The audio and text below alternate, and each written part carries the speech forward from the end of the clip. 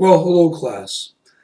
In this particular day section, I would like to talk about, before I get into reflection of the week, assessing the environment around us and building an expertise around decision making. So, we talked about the naturalistic approach of making decisions, and we looked at 5 activities in natural decision making, but I want to go a little bit more in depth of that as it correlates to your book. Go through slides 18 through 25.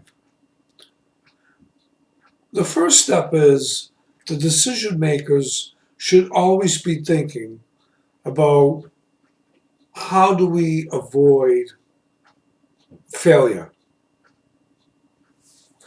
We want to focus on what we need to make something right, then focus on the emotional fog of why something won't go well.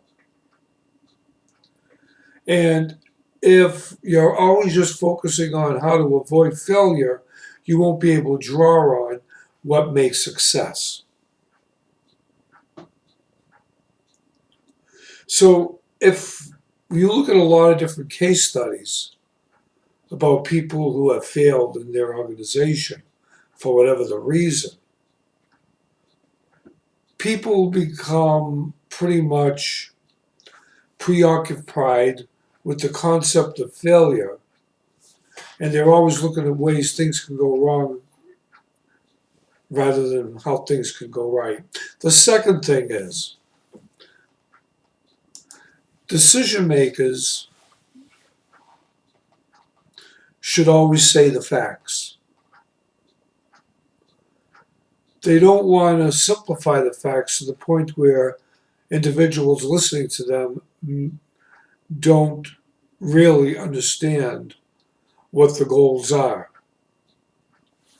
When we talk about very important decisions, there are a lot of different variables that you can use to present them, but leaving things out that are very relevant and keeping your team in the dark without explaining the potential outcome is or could be devastating. The third thing is decision makers need to be on their game. They need to be sensitive to what really needs to be done. A lot of decisions I've worked out, a lot of them are qualitative and quantitative in nature, but the focus should always be on achieving the goals. The fourth point is decision makers should be resilient. In other words, always have a contingency plan in place if something doesn't work out the way you might have planned it to. So, statistically, your book will tell you this, that half of decisions that are out there are not successful. A lot of them fail. That's staggering. Almost 50% of decisions fail. So decision makers need to be prepared on what type of contingency they will use if things don't go as they planned it. And the last step is decision makers should put less emphasis on the templates and more emphasis on what needs to be done. They have to take the situation at hand and reassess it and make you know what needs to be done. That's where expertise truly comes in. So these 5 factors really help us understand the decision-making environment. And they also, if worked in sequence, give you a real good feel for the decision-making environment. The natural decision-making process is important because we go by our gut, our qualitative, based on our experience and so forth, but also go by the data that's before us, the hard facts.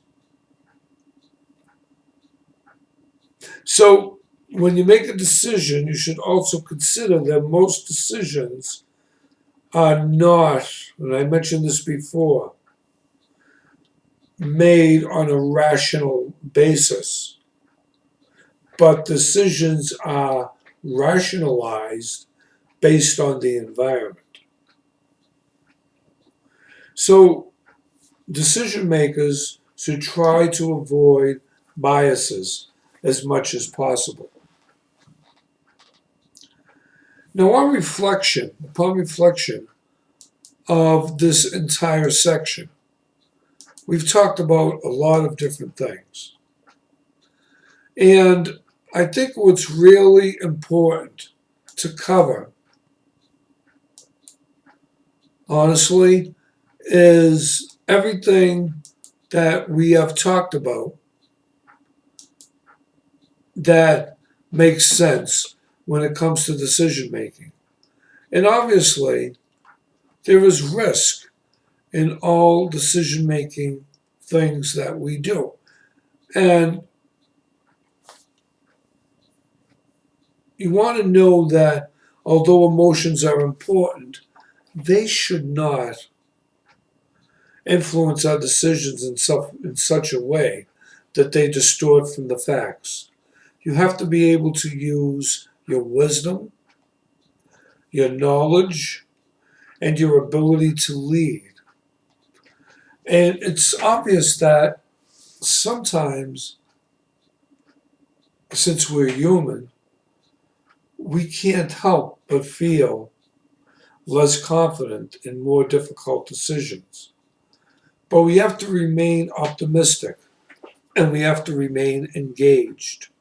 We do want emotional awareness because we want to be able to understand what people around us are feeling, but not fall down when emotions overwhelm a negative tone so we can't solve problems.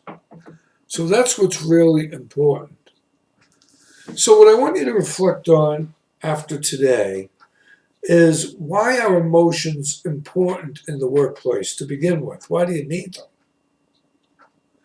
And upon all the research that you've done and what you've taken away from this chapter or this section, you want to assess the importance of understanding the human element, but being professional also in solving strategic plans and goals.